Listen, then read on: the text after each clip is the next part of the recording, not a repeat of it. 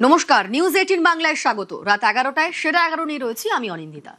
শুরুতে যে খবরের দিকে নজর রাখবো, কলকাতা এয়ারপোর্টে হাতাহাতি।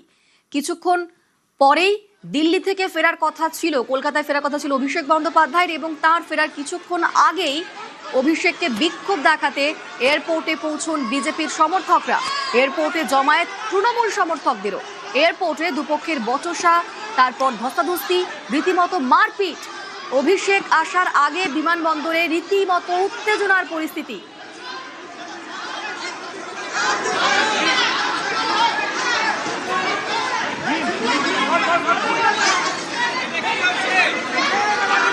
দিল্লি থেকে কলকাতায় ফেরার কথা অভিষেক বন্দ্যোপাধ্যায়ের ছিল, এবং আমরা দেখলাম যে কলকাতায় আসার কিছুক্ষণ আগেই রীতিমতো উত্তেজনার পরিস্থিতি কলকাতা এয়ারপোর্টে।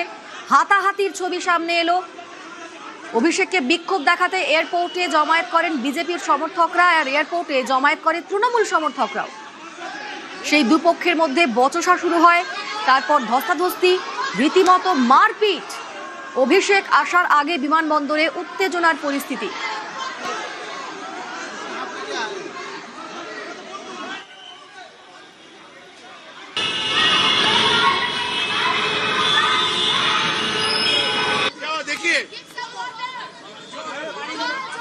কলকাতা এয়ারপোর্টে উত্তেজনার পরিস্থিতি, আবার সেই উত্তেজনাতে অসুস্থ হয়ে পড়েন অনেকেই, যে ছবি আপনাদের দেখাচ্ছি। বিক্ষোভ দেখাতে এয়ারপোর্টে বিজেপি সমর্থকরা, অপরদিকে তৃণমূল সমর্থকদেরও জমায়েত সেখানে ছিল। দুপক্ষের মধ্যে বচসা শুরু হয়, তারপর মারপিট, হাতাহাতিতে পৌঁছে যায় পরিস্থিতি। कुछ लड़कियां आए और उनके साथ एक आदमी आया था जो पीला कलर का कुर्ता पहन के, फिर उन लोगों के हाथ में अंडा था और वहां पे उन लोगों का झंडा भी लगा हुआ था। थोड़ी देर में जाके हम लोगों ने रिक्वेस्ट किया, ये कल्चर प्लीज मत रखिए। उन्होंने बोला ये हम आप लोगों ने सिखाया, जो झमेला हो रहा है इनको आप यहीं पे रहने दीजिए, अंडा वंडा मत छोड़िए, कोई प्रॉब्लम होगा दिक्कत होगा तो आप बोल दीजिएगा, तो यहाँ पे खत्म कर देते। फिर उन्होंने एक लड़की और जो हमारे साथ थी वहीं से आर्म्स दिखाया, थप्पड़ मारा, सिलतानी किया, उन लोग सब कुछ करके वहां से धक्का धक्की करके अंडा फेंकना चालू कर दिया। हर जगह में देखने को मिल रहा है। मैं लोगों से इतना ही अपील करूंगा, शांति बनाए रखे, कानून के ऊपर भरोसा रखिए, कानून को अपने हाथों में मत लीजिए। देखिए, इस तरीके की चीजें होनी नहीं चाहिए। सबको कानून के ऊपर भरोसा रखना चाहिए। कानून जो दोषी है उनको सजा देगी।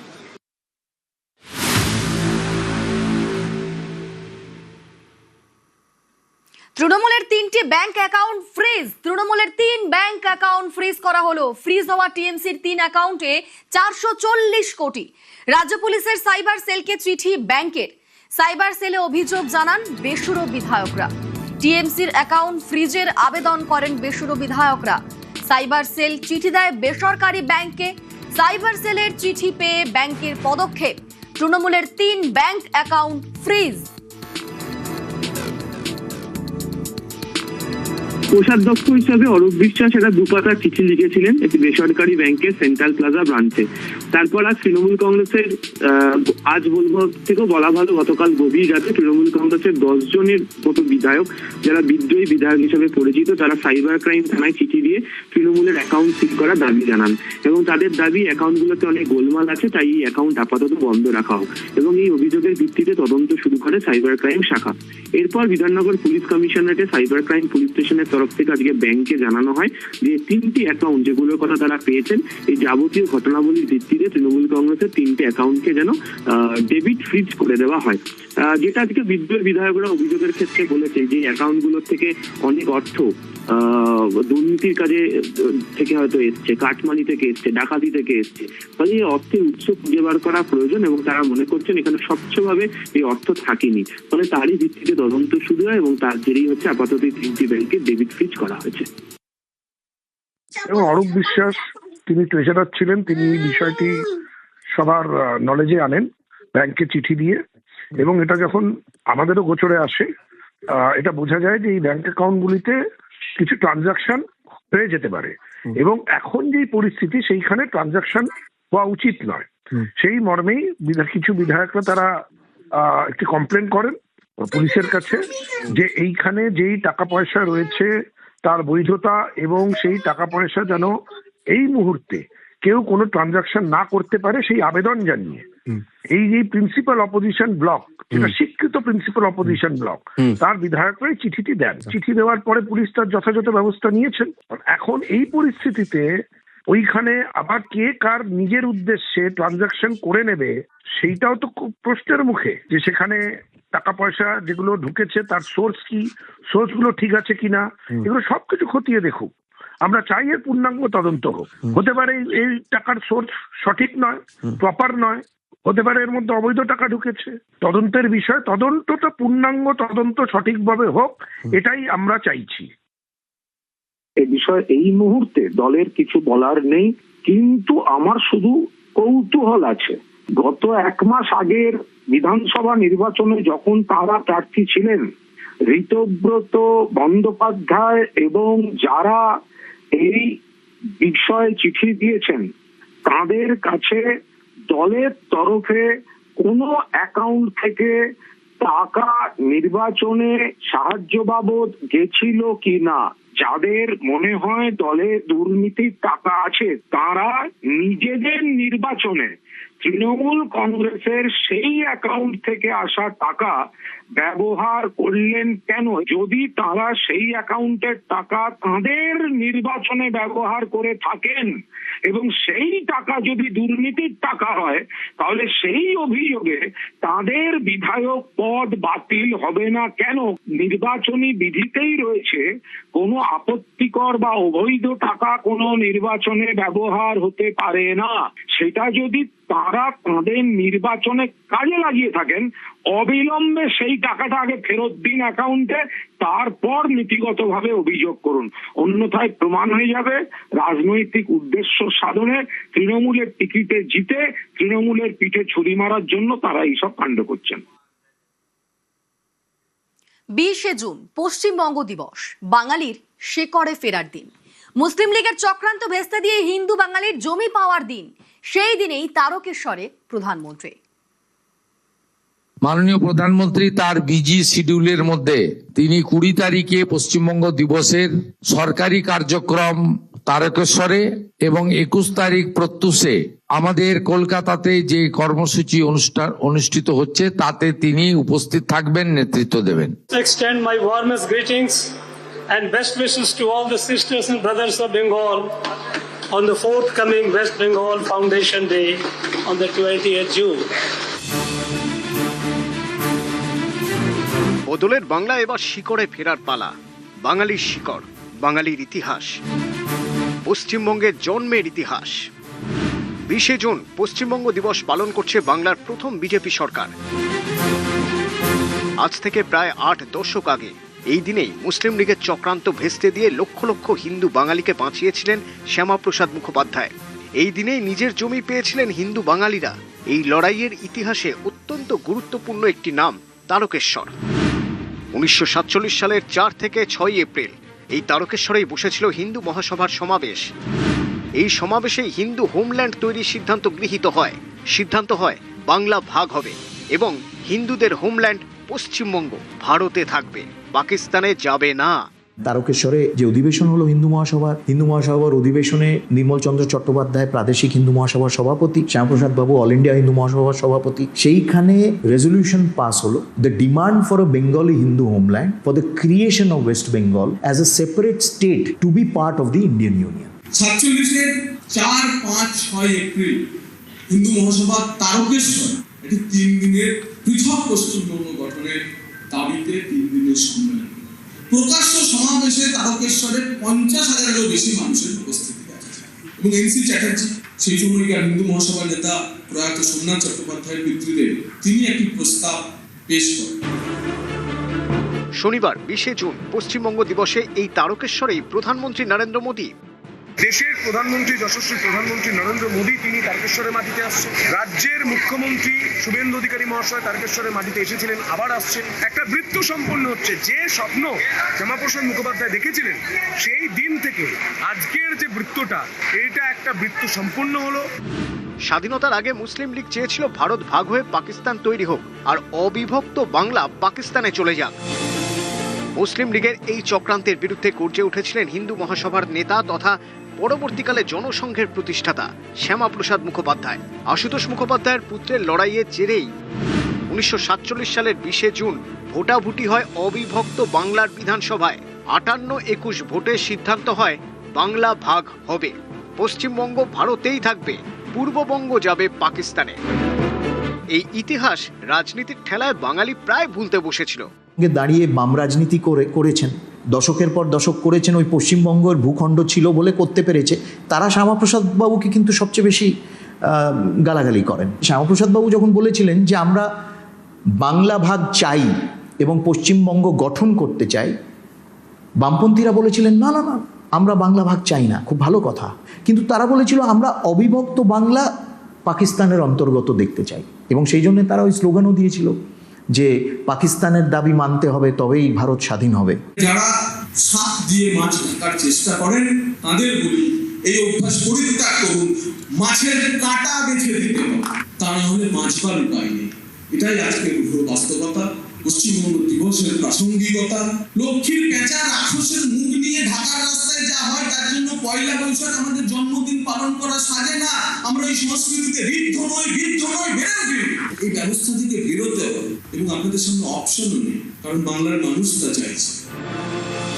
পরিবর্তনের পর শিকড়ে ফিরেছে বাংলা, ইতিহাসকে জানছে, পশ্চিমবঙ্গ দিবস পালন করছে। শিকড়ে ফেরার দিনেই তারকেশ্বরে প্রধানমন্ত্রী। নিউজ 18 বাংলা। তুমুল বৃষ্টিতে ফের বিপর্যস্ত মিরিক, জলের তোড়ে ভেসে গেল দুধিয়ার অস্থায়ী সেতু। শিলিগুড়ি মিরিক সরাসরি যোগাযোগ বন্ধ। টানা বৃষ্টিতে ফুঁসছে বালাসন, আতঙ্কে নদী পাড়ের বাসিন্দারা। বালাসনে বাঁধের দাবিতে সরব এলাকাবাসী। দ্রুত অস্থায়ী সেতু মেরামতির আশ্বাস মুখ্যমন্ত্রীর।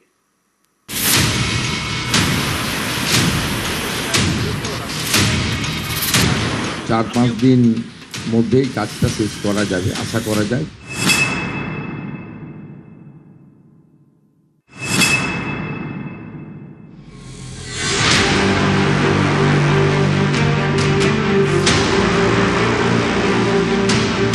পাহাড়ে এক রাতের বৃষ্টি, আর তাতেই কার্যত ভয়াল রূপ ধারণ করেছে বালাসন নদী।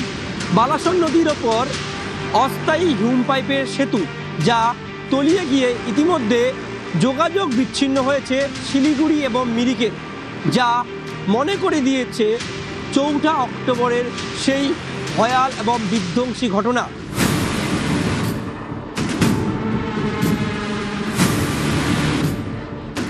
গত বছর অক্টোবরেই এক ভয়ঙ্কর অভিজ্ঞতার সাক্ষী হয় উত্তরবঙ্গ। 9 মাসের মাথায় ফের একই পরিস্থিতি। গত কয়েকদিন ধরেই মুষলধারে বৃষ্টি। বৃহস্পতিবার থেকে ফুঁসছে বালাসন নদী। আশঙ্কা সত্যি করে ফের বালাসনের তোড়ে ভেসে গেল দুধিয়ার অস্থায়ী সেতু। শিলিগুড়ি থেকে মিরিক সরাসরি যোগাযোগ বন্ধ।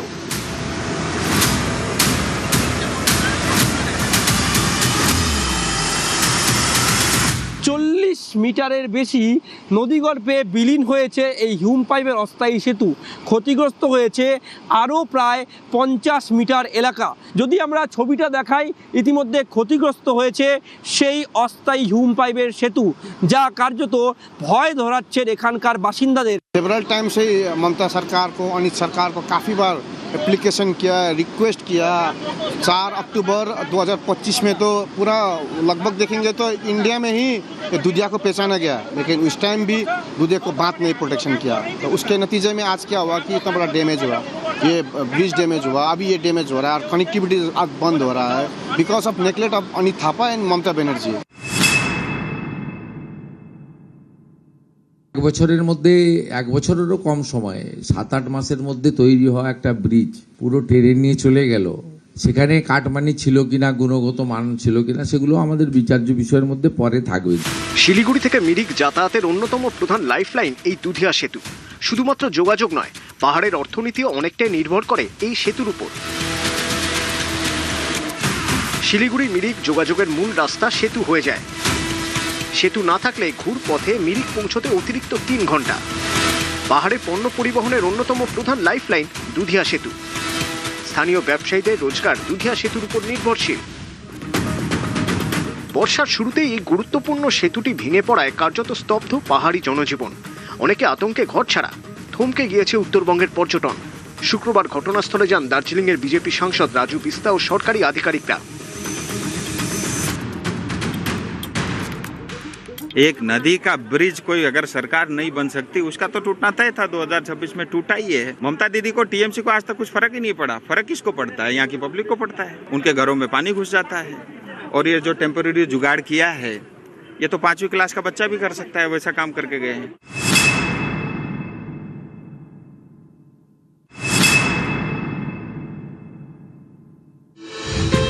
গত অক্টোবরেই বালাসনের ভয়াল রূপ দেখেছিল দুধিয়া। দুর্যোগে ভেঙে পড়েছিল লোহার ব্রিজ। ধসও নামে গভীর রাতে। ক্ষতিগ্রস্ত হয় 100-র বেশি বাড়ি, প্রাণও যায় বেশ কয়েকজনের।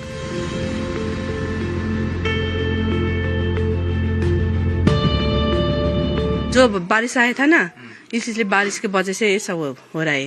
यहाँ पर वो 3 आदमी था, वो 3 आदमी सब गुजर गया। अचानक आया है, बारिश बहुत था, रुकने का नाम ही नहीं लिया था। सब खराब हो गया, घर में बड़ा डैमेज हो गया। সেদিন মাটিতে মিশে গিয়েছিল বাড়ি। বালাসন ভাসিয়ে নিয়ে গিয়েছিল মাথা গোঁজার ঠাঁই। ত্রাণ শিবিরে বসে ভয়ঙ্কর সেই রাতের কথা বলেছিলেন এক মহিলা। मेरा घर सब टूट गया, इसका घर ऊपर है, मेरा घर पनि कुछ नहीं है, डुबाऊ है, डुबाऊ।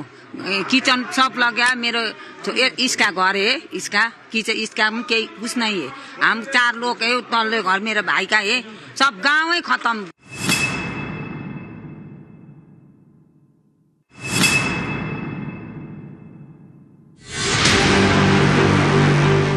বছর ঘুরতেই ফের একই দুর্যোগ, একই ছবি বালাসনের তীরে। বাঁধের দাবিতে সরব এলাকাবাসী। चेयरमैन से हम लोग कितना बार रिक्वेस्ट किया, वो ये बांध का टेंडर करके भी फिर कैंसिल कर दिया। इसीलिए अभी जो इतना दुधिया का आदमी लोग को प्रॉब्लम हो रहा है, ये तो एकदम पक्का नहीं है ना, ये तो एक टेम्परेरी है।